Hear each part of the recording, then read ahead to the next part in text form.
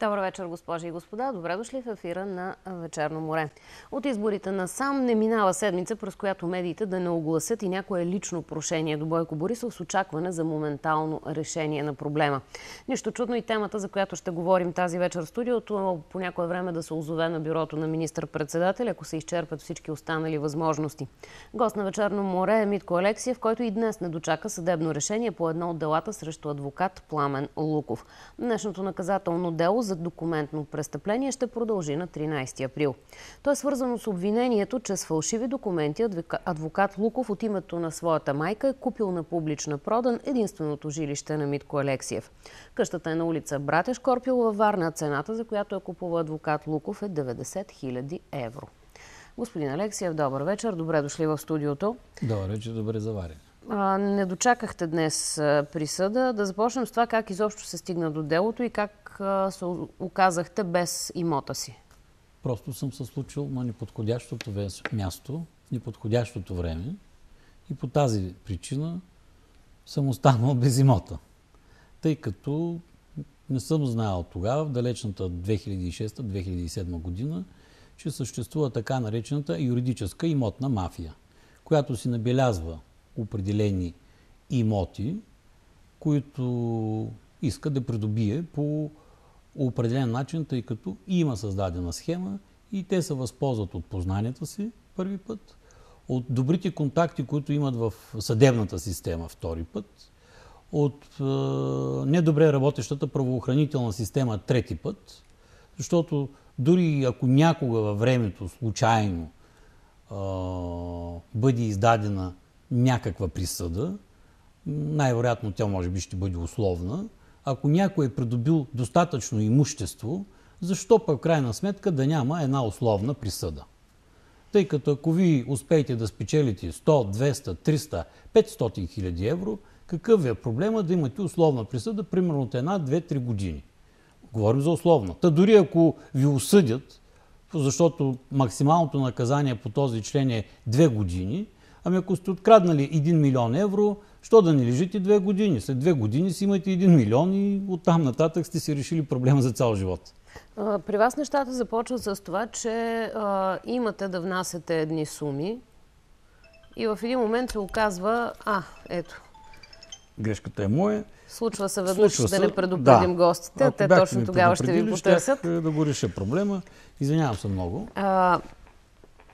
Да се върнем към проблема. Значи, вие имате да внасяте една сума, в един момент се оказвате с грешна банкова сметка, внасяте си сумата за погасяване на дълга, парите отиват някъде другаде и вие се лишавате от един имот, който струва доста повече от 90 000 евро. Значи, схемата е малко по-различна, ако мога да дам точност на нещата, за да бъдем точни. Като предприемач имах временни затруднения в периода 2006 година. Именно това използват тези хора. Те виждат някакви хора, които имат някакви временни затруднения и проблеми, в същото време имат добро обезпечение или имот, който могат да придобият насреща. Независимо, че аз си платих дълга към моя истински взискател и делото беше прекратено, използвайки различни машинации, включително това, за което вие казахте, купувайки един мой дълг за 3500 лева от едни наеми, които не бях платил на фирмата, тъй като бях в тежко състояние, с това, те успяват да придобият този имот, използвайки, пак казвам, схемата, контактите, които имат в съдебната система, защото това е станало с съдействието на съдия. В крайна сметка, аз върнал съм парите, но не са ми оформени документите както трябва. Нарочно не са оформени документи както трябва, за да имам, как беше, практически тази санкция, да нямам имот. Защото ако документите ти бяха ги оформили правилно, плащам дълга, те би следвало да издадат едно удостоверение за прекратено дело, не само на мен, и на другата страна. В единия случай на другата страна ни издават удостоверение, съвсем умишлено, унищожавайки един документ, това те първо ще се доказва в съда, заличавайки текстове по друг документ, което си е наказуемо. А в другия случай, независимо, че аз съм платил дълга, те ми бавят издаване на удостоверението и дори аз го носех от татък удостоверението, се види, че аз съм платил дълга на 2 август, а удостоверението ми е издадено на 10 месец. В същото време резолюцията на съдия и изпълнителя, днеска беше казано и в съдебна зала и беше показано, е от 14 август. И се казва, разминаване на 10 дена е много важен фактор, който може да доведе до загуба на вашия имот. Не съм единствения, който е измамен по тази схема. Да, ние видяхме част от измамените, за тях ще поговорим повече. И Надежда Точкова и Йордан Каракашев са двама от варненците, които точно по тази схема са изгубили точно толкова атрактивни имоти във Варна и в момента не могат да си върнат това, което би трябвало да е тяхно според всички становища. Разговорът беше планиран с очакването, че днес ще има някаква присъда, макар и на първа инстанция. Ние се опитахме да дадем днес думата и на другата страна по делото, адвокат Пламен Луков. Ето какво се получи при опита на колежката Надежда Сутрева. Адвокат Луков, бихте ли изчакали за... Само да ви попитам, защо сте носили документите не в деловодството, а направо при съдията? Много. Говорете ми.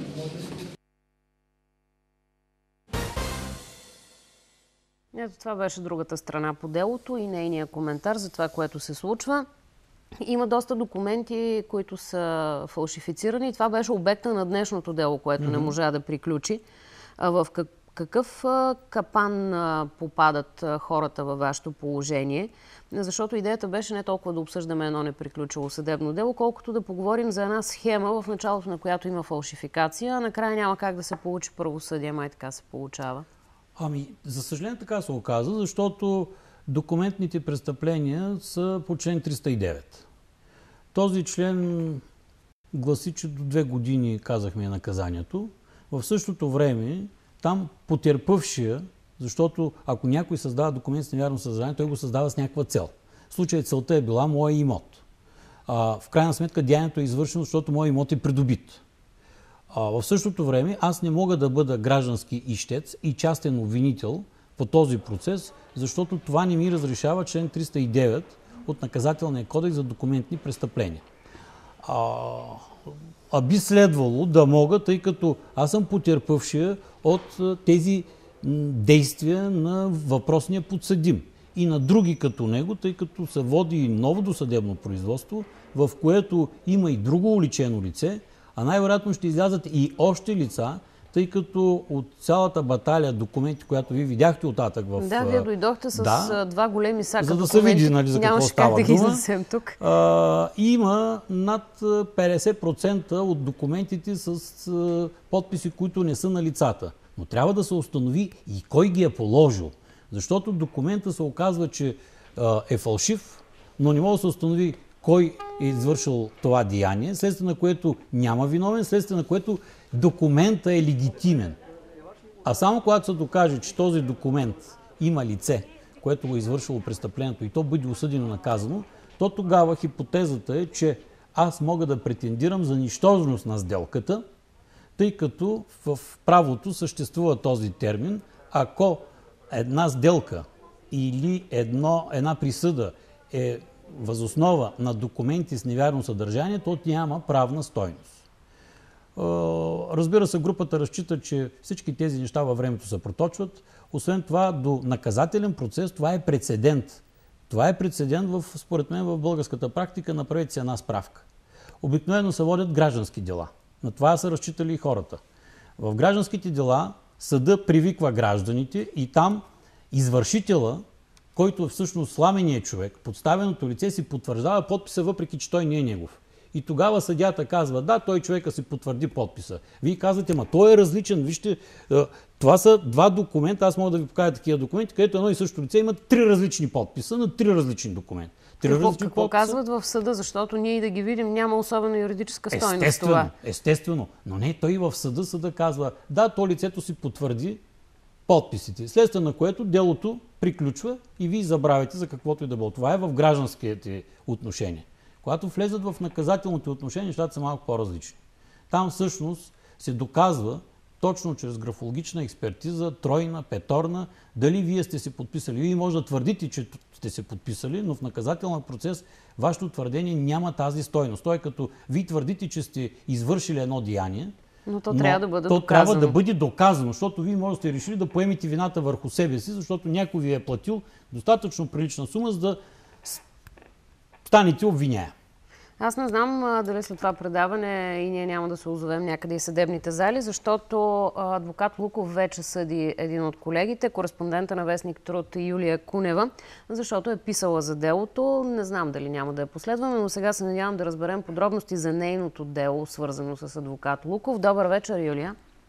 Здрасти, много ми е драго да ви чуя. Добре, че имам възможност, всъщност аз за първи път давам гласност на 22-то дело, което ми е поред в моя живот. Винаги съм спазвала принципа, че докато водя процес с някого, няма нужда от приказване.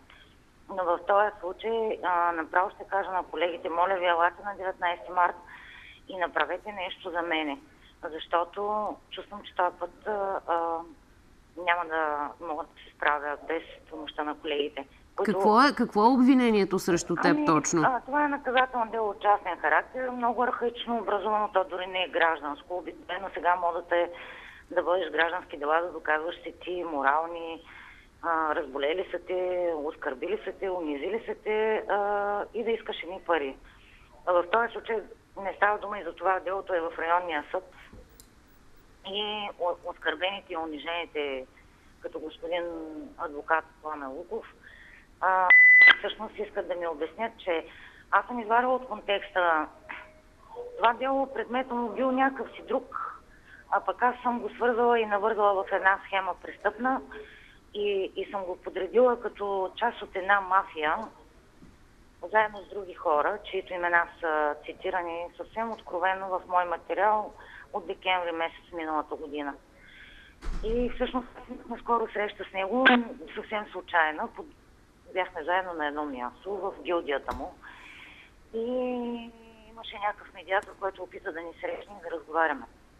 И аз му казах директно, че просто това, което правят, което вършат на хора, които имат нищо нямат, освен едно жилище и които имат един малък бизнес и изгубват всичко на този свят заради безобразията на такива като него и компанията. Между другото, той беше с част от компанията си дори на това място, като че ли се движат в пакета всички заедно. И от него пък получих оферта, ако съм виновна, да си стиснем ръцете и да забравим за това дело. Очевидно не се е получило. Няма как да стане, защото само преди няколко дни той съди за обида и клевета моята колежка Лилия Христовска, защото тя защити Надежда Точкова, ваша героиня. Да, за съжаление и тя. На ваше разследване, да. И аз мисля, че хората са много и когато започнаха мъките на Митко Алексиев, доста хора, появиха се едни документи, които аз прегледах, но хората не посмяха да продължат нататък. Не посмяха да продължат своята битка, защото я бяха изгубили в граждански процес, да кажем. А пък в наказателния също е понякога много невъзможно, защото аз наскоро имах, например, друг случай хора, измамени от една симпатична бизнес дама в кавички, която заплашва с приятеля си мутра от не знам коя групировка. Няколко строителни обекта във Варна, хората вече от 3 години чакат нещо. Нищо не се случва и когато отидоха в прокуратурата районната, им казаха да си гледат работата, да вървят да си водят граждански дела. Ясно, очевидно проблема е много сложен. Аз се надявам на 19 март гилдията наистина да те подкрепи. Ние със сигурност ще бъдем там и ще следим какво се случва. Благодаря ти за участието. А ние сега тук ще продължим с една идея, която разбрах имате вие. Варна даде вече добър пример с гражданските сдружения за борба с монополистите, например. Отбелязва вече определени точки в защита на потребителите. Вие също смятате, че едно такова сдружаване може да ви е полезно, а също така, след като сте навлязли в юридическата материя, имате идеи какво може да се направи с наказателния кодекс, да ги споделите? Естествено, значи, когато започвах тази битка като един мохикан, защото всички ми казаха, че за пореден път, като един Дон Кихот, тръгвам срещу някакви вятърни мелници.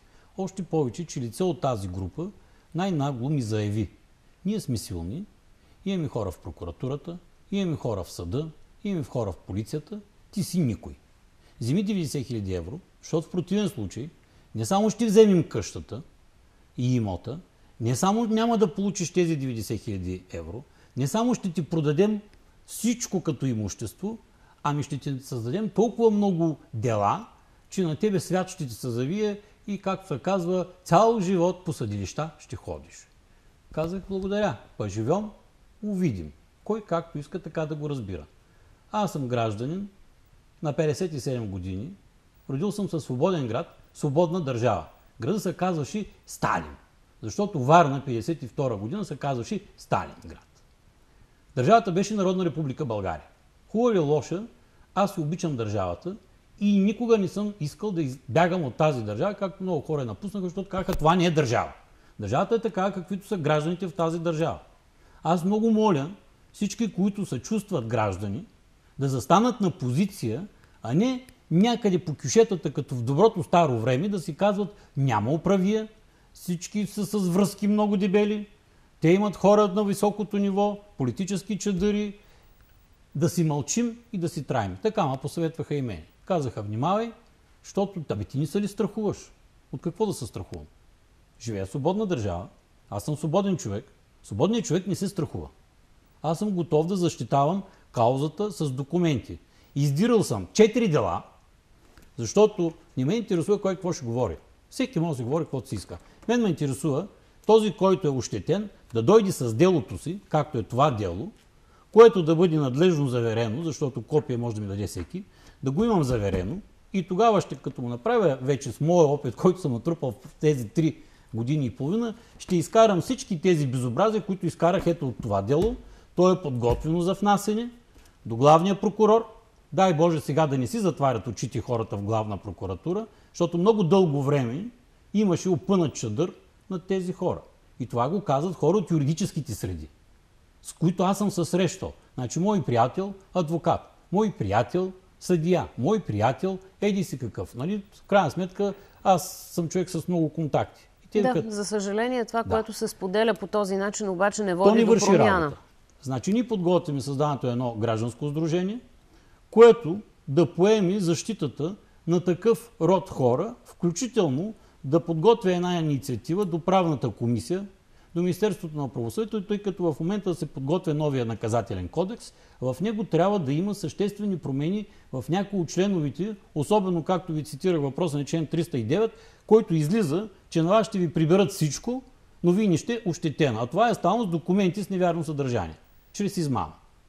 И добре, защо вие да не можете да ползвате правата на частния ищец и гражданския обвинител?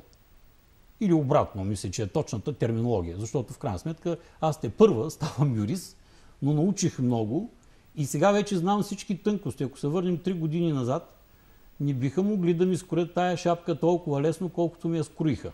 Тъй като тогава бях наивник. Отивам при съдия изпълнител, казвам, да бе, вие сте в правото си, аз дължа пари, не се крия. Даже сега ще звънна на човека да се разбираме. И той вика, да, добре, нямаш проблем. Само че се оказа, че всъщност работата на съдия изпълнител не е била да събере дълга, това му е работата, да събере дълга. А работа му е била да продаде имота на определен човек. Нищо повече. Този човек е еди си кой. И затова ние правим това сдружение, за да може да искаме промяна в наказателния кодекс, сега когато той ще се приема тепърва, в същото време да бъдем много по-силни, защото едно е когато едно лице твърди. Аз в момента, когато трябва да защитавам себе си от тези безобрази, ми е много трудно. Ето и днеска в съда ме изкараха мошенник, бандит, който само занимава медиите със себе си. В момента не ли занимавам със себе си? Не, аз не искам да занимавам никого със себе си. Аз искам да се занимавам само с това. Действително, хора, които са пострадали, да получат, да си върнат имотите или това, което се е случило и тези, които са го направили, да получат съответното възмездие. Нищо повече. И когато става за други хора, както вече са се обърнали някои към мен, да, на някои отказах, тъй като те не ми представят документи. Едно твърдение мен не ми интересува. Мен ми интересува, ето, папката с всички документи вътре, за да си говорим по същество.